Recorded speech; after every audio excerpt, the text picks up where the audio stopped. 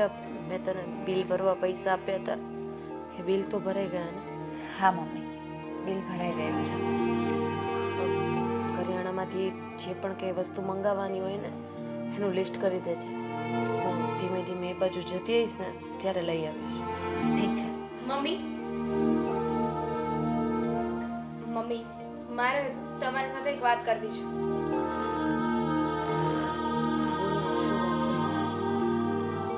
મારે લગ્ન કરવા છે. હા તો સારો મુહૂર્તિયો મળે પછી લગ્ન થાય ને. એકલીના તો લગ્ન થશે નહીં બેટા.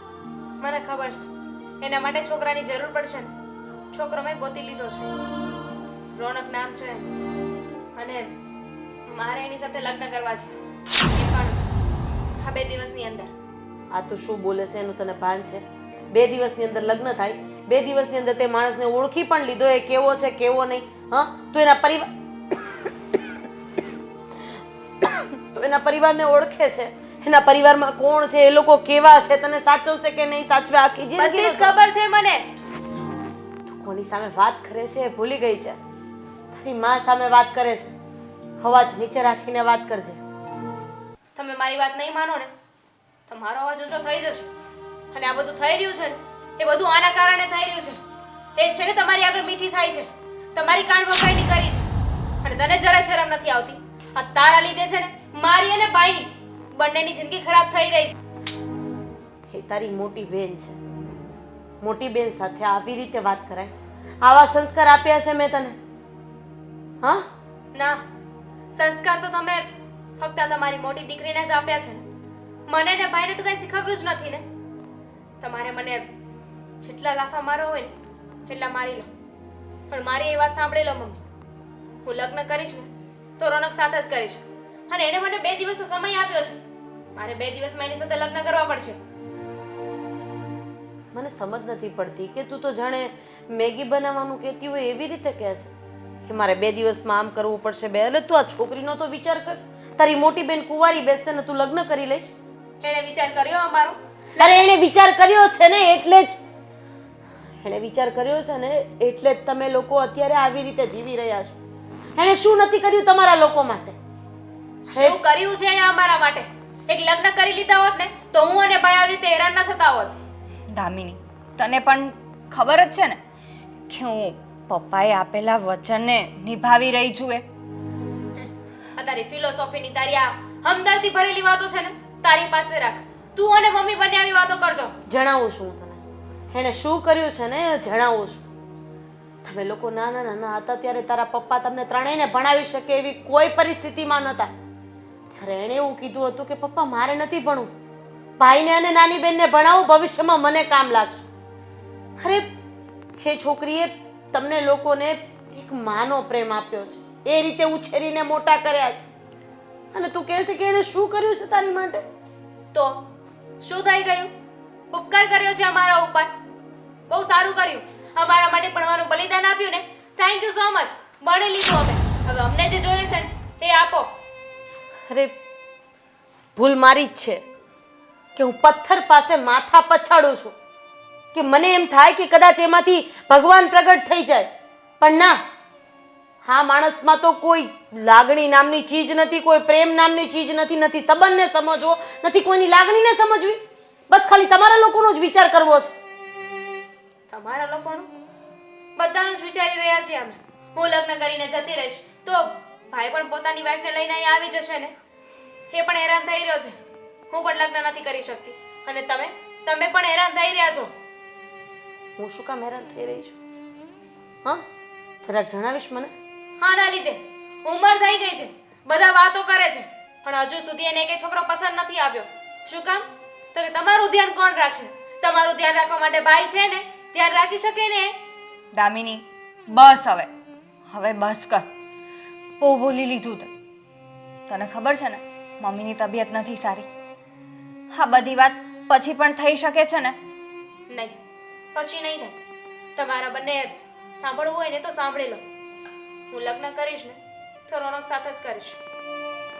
મારી વાત તો સાંભળ દામિની. દામિની, બેટા તું આ લોકોની વાતને મન પર નહીં લેતી. બોલવા દે એ લોકોને જેમ બોલવું છે. અરે સ્વાર્થી થઈ ગયા છે આ લોકો અને તને સ્વાર્થી ગણાવે છે. પણ મમ્મી, આ દામિની તો લગ્નની વાત કરે છે. એ છોકરો કોણ છે, ક્યાં રહે છે, આપણને લોકોને કંઈ ખબર નથી. બધું થઈ જશે. તું પેલા મારી દવા લઈ આવ, મને બીપી વધતું હોય એવું લાગે છે. જો તમે ટેન્શન ના લ્યો, ફટાફટ લઈ આવો.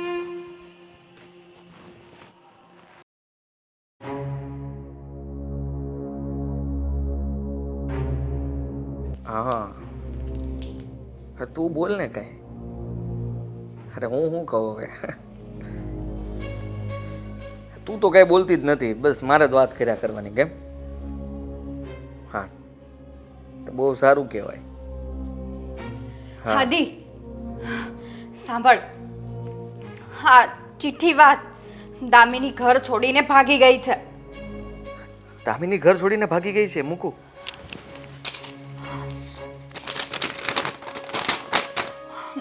તું એક કામ કર, ફટાફટ જઈને લઈ આવે ને પાછી સમજાવીને જા. શું કામ? સારું કર્યું ને. અરે એને તો સારામાં સારું કામ કર્યું મારા માટે. શું સારું કર્યું? Mummy, mummy. મમ્મીને શું કામ બોલાવે છે? હા, જે થવાનું તો એ થઈ ગયું ને બહુ સારું કર્યું. હું તો કહું છું તું એ કેમ રડ કરો છો? શું પાછા બંને ઝઘડે? ના કઈ નહીં. ના પાડું છું કે તમે લોકો બંને ઝઘડો નહીં. અરે તું આટલો મોટો થઈને આની સાથે ઝઘડે છે, શું છે આ? કઈ નથી, છોડો ને, લાવો. અરે આ કાગળ માટે ઝઘડ્યા હશો ને તમે લોકો?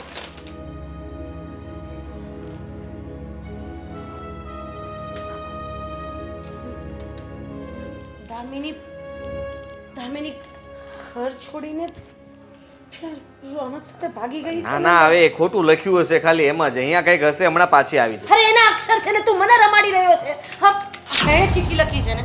શું વાત છે? જે હોય ને જલ્દી બોલ. હા મમ્મી, હા દામિની ચિઠ્ઠી મૂકીને ગઈ છે. સારું કામ કર્યું એને. કેમ કે તું તો ન સમજી, મોટી હોવા છતાં, પણ નાની સમજી ગઈ. હાદી, તારી બેન ઘરેથી ભાગી ગઈ છે અને તું બીજી બેનને ભાગવા માટે કહે છે. અરે મને સમજ નથી પડતી કે શું કરું. તું જા ને પોલીસ સ્ટેશનમાં ફરિયાદ લખાવવાને આ ચિઠ્ઠી આપજે. જા. હું ક્યાંય નથી જવાનો.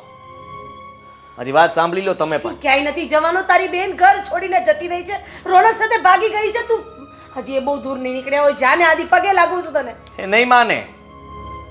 ચિઠ્ઠીમાં ચોખ્ખું લખ્યું છે કે મને મનાવવાની કોશિશ પણ ન કરતા. અને જો આપણે કેસ કરવાની વાત કરશું કે પોલીસ સ્ટેશને જશું તો પોલીસ તો એની જ વાત માનશે. એટલે કે સ્ત્રી જે કહે છે એ જ સાચું. દામિની કહે છે કે મને એ ગમે છે ને હું અહીંયા રહેવા માંગુ છું, મારા ફેમિલી મેમ્બર મને પરાણે લઈ જવા માંગે છે, એટલે આપણે ખોટા સાબિત કેવા કાયદા છે આપણા? હા, કેવા કાયદા છે આપણા, જ્યાં મા બાપ પોતે લાચાર થઈ જાય છે. અરે પોતાની દીકરીને શોધવા માટે જો એ સામેવાળા ઉપર કોઈ કેસ કબાડા કરે તો એ પોતે જ ફસાઈ જાય છે. તમે જરાય ચિંતા ન કરો ને, શું કામ આમ જીવ ઉકળાટ કરો છો? હા, અને ભગવાને દીકરો કે દીકરી નથી આપ્યા ને, એટલે તને નહીં સમજ પડે કે એક માની હાલત શું કહેવાય. મારી પત્ની આ ઘરમાં આવશે, આ પણ જતી રહે એટલે સમજી લ્યો કે બસ મારી પત્ની આ ઘરમાં આવી ગઈ. તને 1% પણ મોઢા ઉપર નથી દેખાતું કે તારી બેન? અફસોસ છે મને.